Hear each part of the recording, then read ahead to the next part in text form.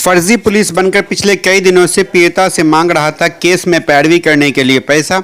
Cyber थाना में हुआ मामला दर्ज, बहुत जल्द फर्जी पुलिस होगा गिरफ्तार। दरभंगा जिला में फर्जी तरीके से पुलिस का नाम लेकर पैसे की मांग करने के संबंध में साइबर थाना के द्वारा प्राथमिकी दर्ज की गई है और अग्रिम कार्रवाई भी की जा रही है।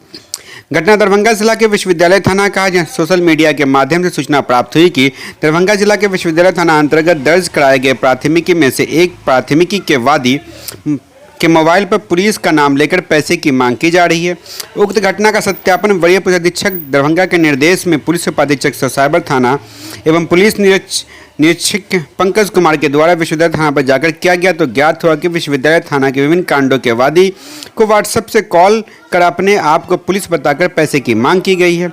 वादी के द्वारा दिए गए मोबाइल का सत्यापन किया गया तो ज्ञात हुआ कि उक्त मोबाइल से फर्जी पुलिस बनकर तथा पुलिस का मार्का लगाकर कोई आपराधिक प्रवृत्ति का व्यक्ति वादी से अवैध तरीके से पैसे की मांग कर रहा है। विदित है कि दर्ज कराए गए प्राथमिकी को माननीय उच्च न्यायालय के आदेश के आलोक में आम जन की सुविधा के लिए राज्य अपराध अभिलेख ब्यूरो बिहार पटना के पोर्टल अपलोड किया जाता है, जिसमें वादी का मोबाइल नंबर अंकित रहता है। इसी जन पोर्टल पर से उक्त दर्ज कांड के वादी का मोबाइल नंबर प्राप्त कर अपने आप को पुलिसकर्मी बताकर अवैध पैसे की मांग की जा रही थी। इससे पुलिस की छवि भी धूमिल करने की कोशिश की जा रही थी। उक्त मामले में प्राथमिकी दर्ज करवाई गई है, अग्रिम कार्रवाई की जा रही है। वहीं पुलिस उपाधीक्षक ने बताया कि इस प्रकार के साइबर फ्रॉड से बचें और इस मामले में व्हाट्सएप पर स्कैनर भेज करके पैसे की मांग की जा रही थी। आप यदि किसी भी साइबर फ्रॉड का शिकार होते हैं तो दूसरा तरीका भी अपनाया जा सकता है, इसलिए साइबर फ्रॉड से बचें और यदि इस प्रकार का कॉल आता है सीधे नज़दीकी थाना के थानाध्यक्ष से संपर्क करें या फिर 1930 नंबर पर कॉल कर रखें, या नहीं तो साइबर क्राइम के जो पोर्टल है cybercrime.gov.in पर संपर्क करें। क्या कुछ कर रहे हैं पुलिस उपाधीक्षक राहुल कुमार, वह भी आप सुन। विद्यालय थाना की एक साइबर फ्रॉड का मामला प्रकाश में आया, क्या है पूरा मामला सर? एसएसपी दरभंगा सर के द्वारा ये बोला गया कि सोशल मीडिया में ये खबर चल रही है कि अपने आप को पुलिसकर्मी बताकर यूनिवर्सिटी थाने में लॉज एफआईआर के विक्टिम से कुछ पैसे की मांग की जा रही है। तो सर के निर्देश पे इन्वेस्टिगेशन के लिए मैं यूनिवर्सिटी थाने गया था और वहाँ के विक्टिम से बातें की कि आपको कौन फ़ोन कर रहा है। तो इसका स्कैमर के द्वारा उनको फ़ोन किया जा रहा था और बोला जा रहा था कि आपके काम को स्पीड अप कर देंगे, आप पैसे की पेमेंट कर दें। जब विक्टिम को ये लगा कि वो कोई साइबर फ्रॉड का शिकार बन रही हैं तो उन्होंने बताया कि मैं लोकल थाने में जाऊंगी, बात करूंगी। तो दबाव बनाने के लिए, उन पर प्रेशर बनाने के लिए क्यूआर कोड भेजा गया और बोला गया कि जल्दी से आप पेमेंट कर दें। ये कितने दिनों से चल रहा था ये सर? 11 तारीख को उनको कॉल आया था, 12 तारीख को आया था, 13 को आया था, मगर वो पुलिस को अभी तक संज्ञान में दी नहीं थी।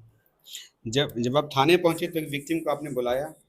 हाँ, विक्टिम को मैंने बुलाया और ऐसा 2-3 रैंडम केस में हुआ था। 2-3 केस के विक्टिम से मैंने बात की और मोडस ऑफ ऑपरेंडी सेम था। उनके द्वारा यही बोला जा रहा था कि हम पुलिसकर्मी हैं और दरभंगा में कार्यरत हैं और आपको आपके जो भी आपका एफआईआर हुआ है उसमें स्पीड अप कर देंगे, आपको काम आपका हो जाएगा। अभी तक इस केस में क्या कार्रवाई हुई है?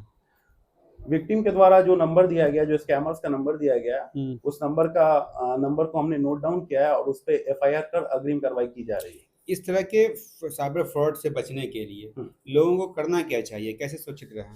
जब भी विक्टिम्स को कोई फोन आता है और बोला जाता है कि मैं पुलिस वाले बोल रहा हूँ और आपसे किसी भी तरह की मांग की जाती है, तो आप लोकल थाने में जाएं, वहाँ के एसएचओ को बताएं कि आपके साथ क्या हो रहा है। पुलिस कभी भी आप भौतिक सत्यापन पर फिजिकल वेरिफिकेशन करती है, न कि फ़ोन के माध्यम से किसी तरह का डिमांड या कोई फाइल्स डाउनलोड करने के लिए, चाहे इन्फॉर्मेशन शेयर करने के लिए बोलती है। तो आप लोकल थाने में जाएं और पुलिस को अपना मित्र समझें, अपने प्रॉब्लम को बताएं और हम लोग 24/7 उसके सॉल्यूशन देने के लिए हैं। साइबर ठगी का शिकार नहीं बने और साइबर ठगी से बचने के लिए पुलिस पे पूरा फेथ करें और हम लोग इस चीज़ में लगे हुए हैं, आपको सपोर्ट करेंगे। ये तो केवल एक माध्यम है पैसा पीड़ित से लेने का तरीका, स्कैनर भेज के क्या गया, और भी क्या क्या कर सकता है? देखिए, इसमें एक ये भी चीज़ हो सकता है कि पुलिस का डर दिखा के आपको आपके मोबाइल पर कोई फाइल्स भेजें जिसपे आप ओपन करते हैं तो आपका मोबाइल फ़ोन हैक हो सकता है। एक और मोडस हो सकता है कि इसमें भी व्हाट्सएप कॉलिंग किया गया था। कोई महिला विक्टिम है जो एफआईआर लॉस हुआ है, उनको व्हाट्सएप कॉलिंग के माध्यम से उनका फ़ोटो लेके न्यूट करके उसको भी वायरल किया जा सकता है। तो इस तरह का जो भी हो सकता है, इससे बचने के लिए आप लोकल थाने में जाएं, थाने को बताएं कि इस तरह के कॉल आ रहे हैं और लोकल थाना इस पे वर्क करेगी या थाना आपको हेल्प करेगी। सर ऑनलाइन भी कंप्लेन कर सकते हैं इसका? हाँ, ऑनलाइन भी आप कर सकते हैं। 1930 पे आप ऑनलाइन भी कंप्लेन कर सकते हैं। थैंक यू फॉर वॉचिंग दर्पण 24 न्यूज। खबर को सबसे पहले पाने के लिए YouTube पर देख रहे हैं तो सब्सक्राइब करें, Facebook पर देख रहे हैं तो फॉलो करें। कमेंट्स में अपनी राय या अपने आस पड़ोस में समस्या हमें बताएं। हमें सपोर्ट करने के लिए लाइक और शेयर अवश्य करें। धन्यवाद। थैंक यू फॉर वॉचिंग दर्पण 24 न्यूज। खबर को सबसे पहले पाने के लिए YouTube पर देख रहे हैं तो सब्सक्राइब करें, Facebook पर देख रहे हैं तो फॉलो करें। कमेंट्स में अपनी राय या अपने आस पड़ोस में समस्या हमें बताएं। हमें सपोर्ट करने के लिए लाइक और शेयर अवश्य करें। धन्यवाद।